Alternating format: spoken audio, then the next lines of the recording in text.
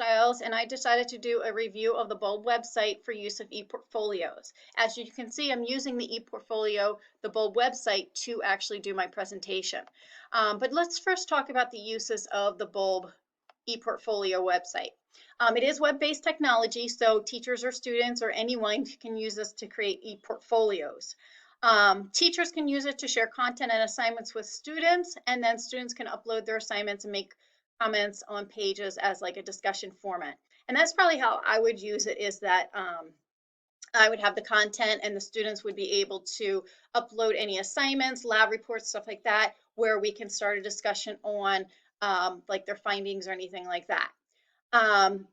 Obviously, teachers can also use Bulb for their own portfolios, and students can use it to create their own pages and collections to showcase their work. So they can use it for individual classes, like biology class. They can do maybe a page for each topic and upload assignments that way. Or they can have all of their classes for the year up there, so they can have a page for biology, a page for English, a page for math, those kind of things. Or they can even have it showcase their work over the school careers. And with Bulb account, they can keep the account even after they graduate or leave the school, so they can continue using that for their future endeavors. Some of the advantages of using Bulb is that one of the big advantages is that it can use lots of different media, like text, pictures, videos. There are lots of different things that you can use, and it also can be incorporated from different places like YouTube, Google Drive, Microsoft OneDrive. I uploaded this video here from YouTube very easily. And then students can use cameras for the ePortfolios, the mobile portfolios that was discussed in our reading. So students can add info and comments on posts anytime, any place. Teachers can set up groups such as class sections to allow for that discussion and showcasing with just their classmates, and also allowing for collaborative work.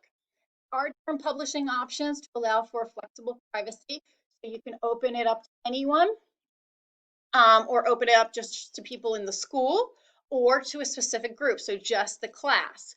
You can also open it just to a specific person, like the teacher, or keep it private where they need to link to see that.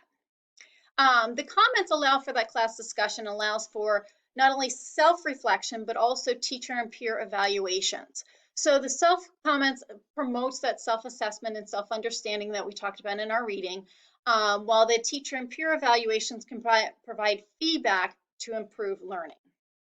And you can see that I've used the comment section as reference areas. So you can kind of highlight a sentence, a word, and make a comment specific to that, or you can make general comments on the page. So the comments can also be made private or public. So teacher can make a very private comment to a student so others cannot see it. Now, with the reflection of the Bulb website, I have heard that it's not the best software out there for ePortfolios. There are other softwares that offer assessment features, and not just the comment areas, and there are also software that can track submissions. One of the teachers that I did talk to was saying that Wix or Weebly is a better choice for high schoolers because it allows them to set up pages like Bulb, but it's a lot more flexible. Students can get a lot more creative, and it has that drag and drop with multiple features. It also gives students the experience of designing an actual website for technology use. So that is everything for the Bulb review. If you have any questions, let me know. Thank you.